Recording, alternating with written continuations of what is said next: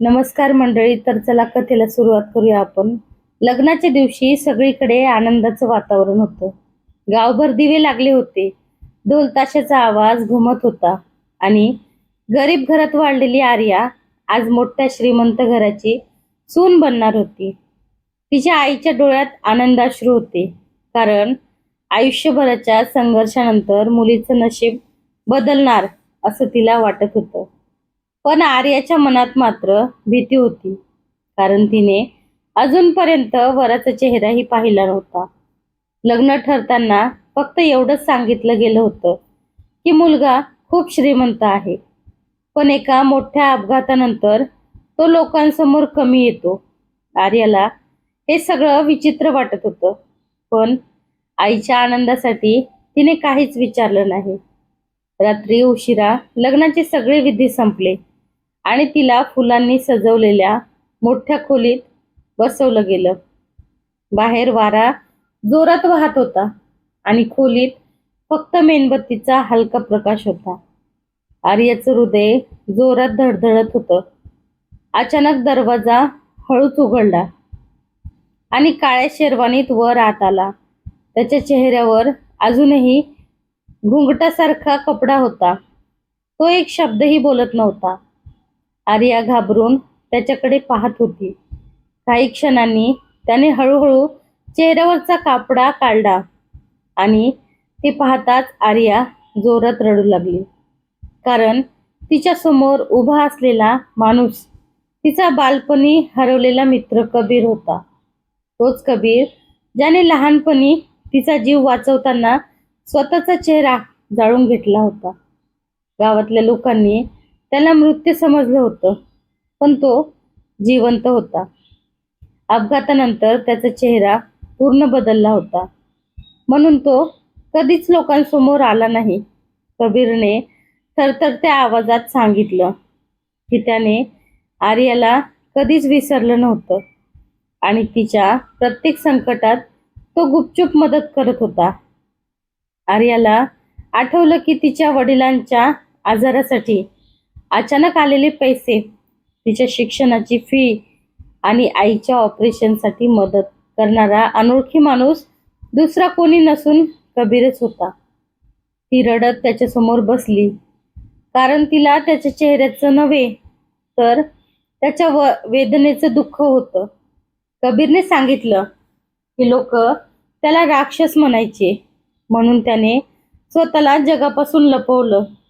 पण आर्याला सुखी ठेवण्यासाठी तो दुरून तिच्यावर प्रेम करत राहिला. तेवढ्यात बाहेर जोराचा विजांचा कडकडाट झाला आणि अचानक घरातल्या जुन्या नोकराने धावत येऊन सांगितलं की कुणीतरी हवेलीच्या मागच्या भागात शिरलं आहे. कबीर लगेच खाली पळाला आणि आर्याही त्याच्या मागे गेली. तिथे तिने पाहिलं की काही लोक हवेलीच्या तिजोरीतून कागद चोरण्याचा प्रयत्न करत होते. व्हिडिओ आवडल्यास व्हिडिओला लाईक कमेंट करायला विसरू नका बरं. कबीरने त्यांना थांबवलं, पण त्या लोकांचा नेता दुसरा कोणी नसून आर्याचा मामा निघाला. त्याने पैशासाठी आर्याचं लग्न या घरात लावलं होतं. त्याला वाटलं होतं की कबीर मानसिकदृष्ट्या कमकुवत आहे आणि तो सहज फसवता येईल. पण कबीरने सगळे पुरावे पोलिसांना दिले आणि मामाला अटक झाली. हे सगळं पाहून आर्या हादरली, कारण ज्या माणसाला ती अनोळखी समजत होती तोच तिच्यासाठी आयुष्यभर लढत होता.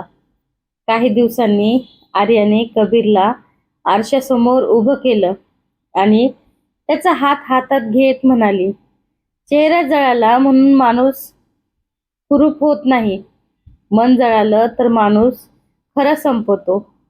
हे ऐकून कबीरच्या डोळ्यात पाणी आलं. हळूहळू आर्याने त्याला पुन्हा लोकांसमोर जगायला शिकवलं. गावातल्या लोकांनीही त्याचा आदर करायला सुरुवात केली, कारण त्यांनी पहिल्यांदाच त्याचं खरं मन पाहिलं होतं. काही महिन्यांनी आर्या आणि कबीरने गावात गरीब मुलांसाठी शाळा सुरू केली, जिथे चेहऱ्यावरून नव्हे तर मनावरून माणसाची किंमत शिकवली जायची. आणि त्या रात्री ज्या नवरीने वराचा चेहरा पाहून जोरात रडायला सुरुवात केली होती, तीच नवरी पुढे आयुष्यभर त्या चेहऱ्यामागच्या सर्वात सुंदर मनावर प्रेम करू लागली. आर्या आणि कबीरचं आयुष्य आता हळूहळू बदलत होतं. गावात सगळीकडे त्यांच्या प्रेमाची चर्चा सुरू होती. पण हवेलीच्या जुन्या भीतीमध्ये अजूनही काही गुपित लपलेली होती. एक रात्री आर्या झोपलेली असताना तिला खाली कुणीतरी रडत असल्याचा आवाज ऐकू आला. सुरुवातीला तिला वाटलं तिचा भ्रम असेल, पण आवाज पुन्हा आला. ती हळूच उठली आणि मेणबत्ती घेऊन खाली गेली. हवेलीच्या मागच्या अंधाऱ्या खोलीतून तो आवाज येत होता. दरवाजा वर्षानुवर्षे बंद होता. आर्याने तो उघडण्याचा प्रयत्न केला, पण दरवाजा आतून लॉक होता. तेवढ्यात तिच्या मागून कबीर आला आणि घाबरलेल्या आवाजात म्हणाला, आर्या, त्या खोलीपासून दूर राहा. पण आर्याने पहिल्यांदाच कबीरच्या डोळ्यात भीती पाहिली. दुसऱ्या दिवशी सकाळी तिने जुन्या नोकराला विचारलं, तर तो काही बोलायलाच तयार नव्हता. फक्त एवढंच म्हणाला की त्या खोलीत हवेलीचं सर्वात मोठं रहस्य बंद आहे. रात्री पुन्हा तोच रडण्याचा आवाज आला आणि यावेळी आर्याने चोरून त्या खोलीची चावी शोधली. हवेलीच्या मंदिरामागे तिला एक जुनी पेटी सापडली आणि त्यात ती चावी होती. हृदय जोरात धडधडत असताना तिने दरवाजा उघडला. खोलीत पूर्ण अंधार होता. धुळीने झाकलेले फोटो आणि भिंतीवर ओरखडे दिसत होते. अचानक कोपऱ्यात बसलेली एक बाई हलू लागली. तिचे केस विस्कटलेले होते आणि डोळ्यात वेडेपणा दिसत होता. आर्या घाबरून मागे सरकली. तेवढ्यात ती बाई रडत म्हणाली, माझ्या मुलाला वाचव. आर्याला काही समजत नव्हतं. त्या क्षणी कबीर धावत आला आणि त्या बाईला पाहताच त्याच्या डोळ्यात पाणी आलं. कारण ती दुसरी कोणी नसून त्याची आई होती. आर्या हादरली, कारण सगळ्यांना सांगितलं गेलं होतं की कबीरची आई अनेक वर्षापूर्वी मेली आहे. कबीरने थरथरत सांगितलं की त्याच्या वडिलांनी संपत्तीचा लालसेपोटी तिच्यावर मानसिक आजाराचा खोटा आरोप लावून तिला या खोलीत कैद केलं होतं. आणि लहानपणी कबीरने हे सत्य पाहिलं म्हणून त्यालाही मारण्याचा प्रयत्न झाला. त्याचा अपघातात त्याचा चेहरा जळाला होता. आर्या हे ऐकून रडू लागली. तिने लगेच त्या बाईला बाहेर आणलं, पण हवेलीच्या काही लोकांना हे अजिबात आवडलं नाही. कारण जर सत्य बाहेर आलं तर करोडोची संपत्ती कबीरच्या आईच्या नावावर जाणार होती. दुसऱ्याच दिवशी कबीरच्या गाडीचे ब्रेक फेल झाले आणि त्याचा मोठा अपघात झाला.